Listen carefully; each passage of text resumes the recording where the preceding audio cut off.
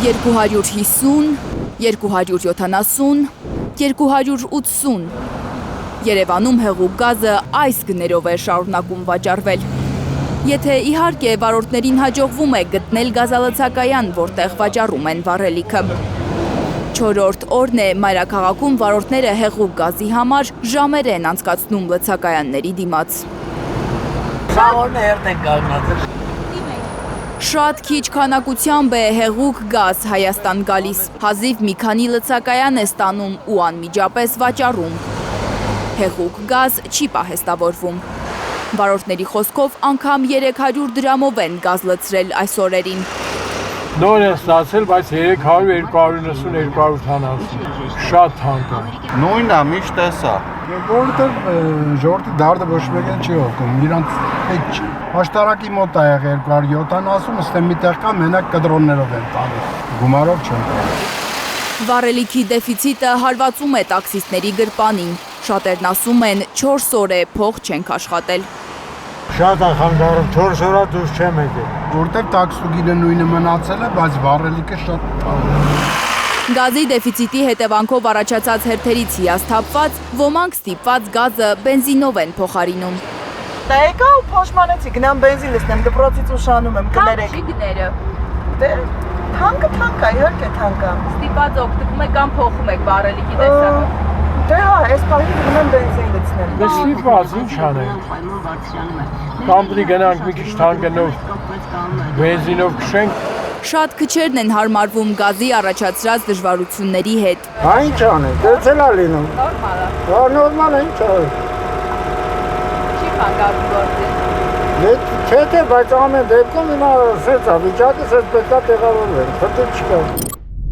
Նախարար Գևորգ Պապոյանը, որը այս օրերին ակտիվ քաղաքական մեկնաբանություններ է անում Facebook-ի իր էջում, որևէ բառ չի ասել վարորդներին զայրացնող հեղուկ գազի դեֆիցիտի ու ըստ վարորդների չարդարացված բարձր գնի մասին։ Հայաստանում հսկողություն չկա, եթե հսկողություն ելներ, լարսելը չփարկած Հայաստանի գազը միանգամից թանկանում է։ Հիմա մտելա թողիչներ։ Դավադրություն եք տեսնում, այսինքն հատուկ։ Էկոնոմիկայի նախարարության հետ 4 օր է չի հաջողվում կապ հաստատել։ Այսօր մի գրառում հորդոր են տեղադրել նախարարության սոցիալական հարթակում։